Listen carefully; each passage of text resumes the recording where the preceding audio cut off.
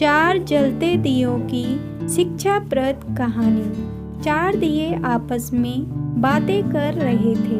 पहला दिया बोला, मैं हमेशा बड़ा बनना चाहता था, सुंदर और आकर्षक घड़ा बनना चाहता था, पर क्या करूं, छोटा सा दिया बन गया।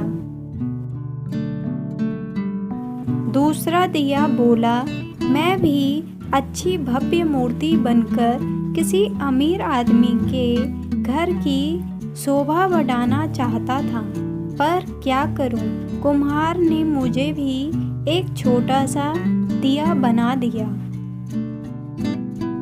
तीसरा दिया बोला, मुझे बचपन से ही पैसों से प्यार है, काश मैं गुल्लक बनता तो हमेशा पैसों से भरा रहता, पर मेरी किस्मत में ही दिया बनना लिखा होगा।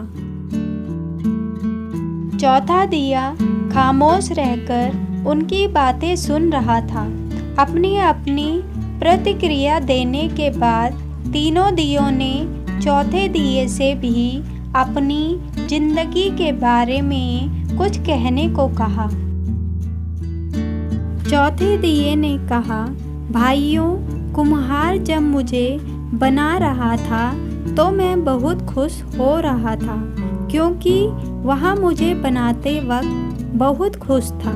उसने जब मुझे बनाया तो मैं अपने जीवन के प्रति कृतज्ञ हो गया कि मैं एक बिखरी हुई मिट्टी से एक सुंदर दिया बन गया हूँ, जो अंधेरे को दूर करने का साहस रखता है। मैं वो साहसी दिया हूँ जिसके जलते ही अंधेरा छूमंतर हो जाता है। मैं आभारी हूँ उस कुम्हार का जिसने मुझे ऐसा रूप दिया है और जिसके कारण मुझे भगवान के सामने मंदिरों में प्रज्वलित किया जाता है। मेरी रोशनी में पढ़कर न जाने कितने होनहार बच्चे आज बड़े बड़े ऑफिसर बन गए हैं और देश की सेवा कर रहे हैं। मेरा प्रकाश सिर्फ अंधेरे को ही दूर नहीं करता, बल्कि एक नई उम्मीद और नई ऊर्जा का संचार करता है। चौथे दिए की बातें सुनकर अन्य तीनों दियों को भी अपने जीवन का महत्व समझ में आ गया। अक्सर हम इंसानों को जो मिलता है या जो हम हैं उससे हम संतुष्ट नहीं होते और उन 3 दियों की तरह अपने कुम्हार यानी ईश्वर से शिकायत करते रहते हैं। लेकिन अगर हम ध्यान से देखें तो हमारा जीवन अपने आप में बहुत महत्वपूर्ण है और हम जो हैं उसी रूप में इस जीवन को सार्थक बना सकते हैं।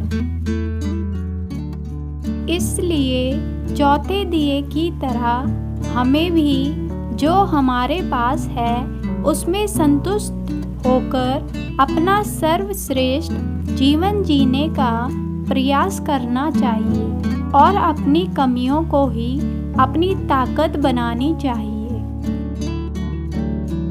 यह स्टोरी आपको कैसी लगी? अपने सुझाव और विचार कमेंट बॉक्स में लिख भेजें। वीडियो आपको अच्छी लगी तो लाइक एंड शेयर कीजिए और चैनल को सब्सक्राइब कीजिए। साथ में बेल आइकन प्रेस करना ना भूलें ताकि अगली वीडियो का नोटिफिकेशन आपको टाइम पर मिल सके। तब तक खुश रहिए, सुखी रहिए और स्वस्थ रहिए।